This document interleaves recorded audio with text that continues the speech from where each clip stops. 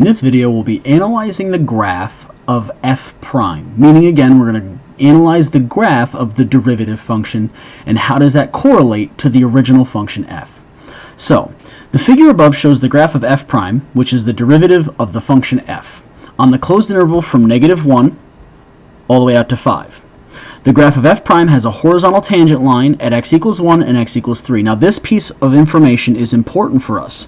Keep in mind, how does the first derivative function having a horizontal tangent line at at 3 and 1 imply anything about the original function? Now again, that's going to be very, very concerning based on how we understand that. You'll also notice that the function f is twice differentiable. That means that I can take the derivative of f and get this function here, and then I can take the derivative of f prime, taking the derivative of this function, and get a different function entirely that again talks about the concavity. So it says identify the x-coordinates where the function f has a horizontal tangent line. Justify your answer. So now very carefully, I want to know where the function f has a horizontal tangent line. Up here, f prime has a horizontal tangent lines at 1 and 3. I want to know where the function f has a horizontal tangent line. In other words, f prime of x has to be equal to 0. This implies that f has a horizontal tangent line.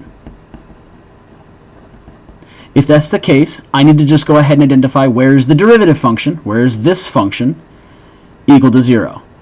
At x equals 1, notice that's where it's crossing the x-axis again, where x equals 1, the y value of the derivative function is 0. And at x equals 4, the y value of the derivative function is also 0. So at x equals 1 and x equals 4, those are my answers, and my justification is that the derivative of equaling to 0 implies that f has a horizontal tangent line. That's that justification that should be there. Again, without that justification, we're not going to get credit. Next detail.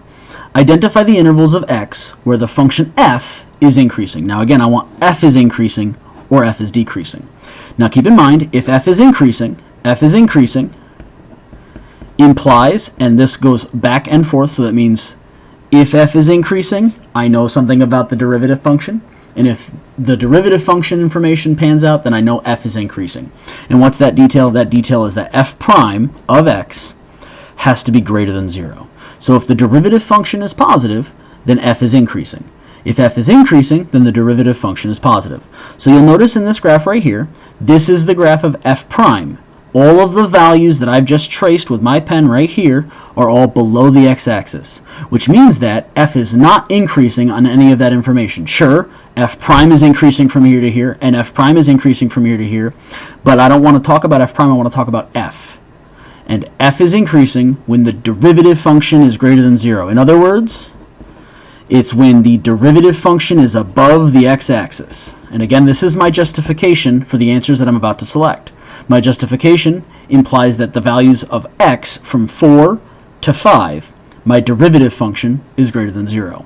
So my interval for increasing, f is increasing, on 4 to 5.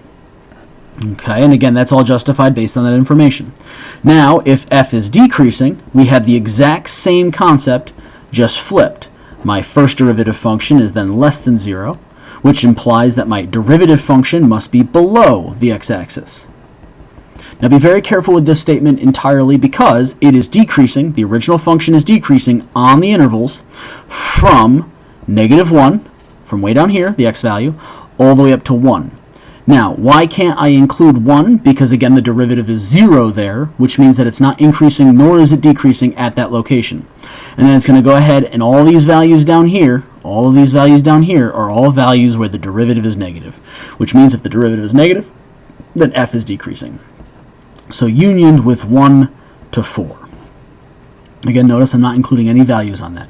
So that's my second answer. I want to know where the original function is increasing, where the original function is decreasing, and based on me giving you f prime and not f, I can identify that information with the derivative is below the x-axis for decreasing, the derivative is above the x-axis for increasing. Next, identify the x-coordinates of all local extrema. So now I want local extrema on f. In other words, I want to know where is f changing from increasing to decreasing, or from decreasing to increasing.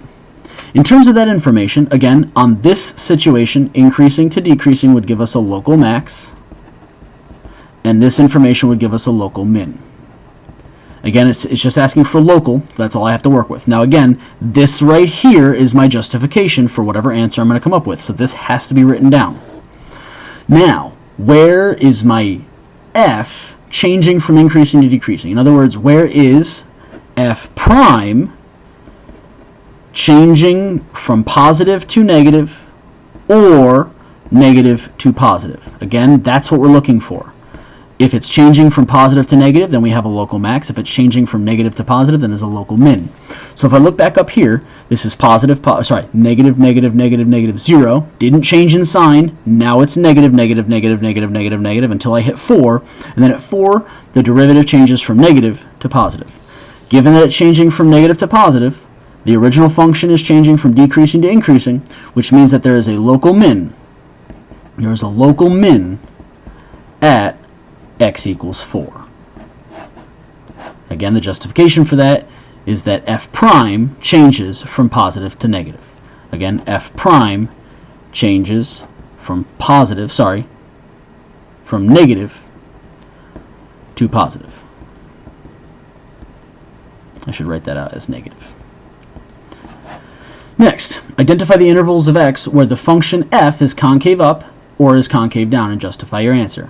So now for concavity, we want to know about the function f, but we need to identify the second derivative of f. So given that this is the first derivative, now here comes the relatively difficult part. If this is the first derivative, then my second derivative is going to correlate based on what is the slope of this graph. Remember, if this is derivative, if I have f prime, then the slope of f prime is f double prime. So here I have the second derivative from negative 1 to 1 is positive. I'm going to go ahead and highlight that. The second derivative of x is greater than 0 on negative 1 to 1. Why? Because the slope from negative 1 to 1 on the original derivative function is positive. Then from 1 to 3, I have a negative slope. So f double prime of x is less than 0 on 1 to 3. Then when we look at this graph one more time, from 3 to 5, the slope is definitively positive all the way through there. The slope is definitively positive all the way through there. So on that interval as well as this interval. This implies that f is concave up in those locations, and this implies that f is concave down in those locations. And again, that's the information that we're using to justify the answer. Next, identify the x-coordinates of all points of inflection on the function f. So points of inflection on f. Be very careful with this one. To us, we need to use the same concept of local extrema, increasing, decreasing, decreasing to increasing.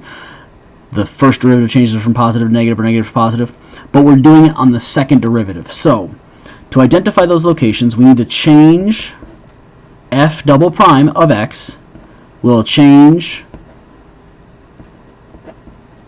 from positive to negative or from negative to positive.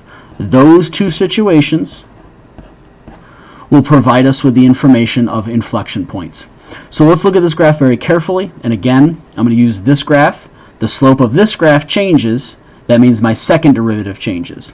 So the slope from negative 1 to 1 is positive, then it changes from 1 to 3 as being a negative slope. So at the value of x equals 1, at x equals 1, we should have an inflection point. And again, the reason for this inflection point is because f double prime of x changes from positive to negative. Again, the way that that does that is the slope of the derivative function is positive here. The slope, again, if you look at all the slopes here, they're all positive. And then once I hit that point right there, it's at 0. And then now the slope after that point is all negative. Okay, you'll also notice that there is going to be another inflection point here at 3, negative 2 in terms of the derivative function. So there is going to be at x equals 3 an inflection point. As I write this here, let me scroll it up. Because f double prime changes from negative to positive. Now you'll notice in terms of the inflection points, it actually doesn't matter which order it changes in, as long as it changes from positive to negative or negative to positive. In the increasing and decreasing section, those have specific names, the local maxes or local mins, where these all are simply just considered inflection points. That covers analyzing this graph being given a derivative function and asked to evaluate information about f.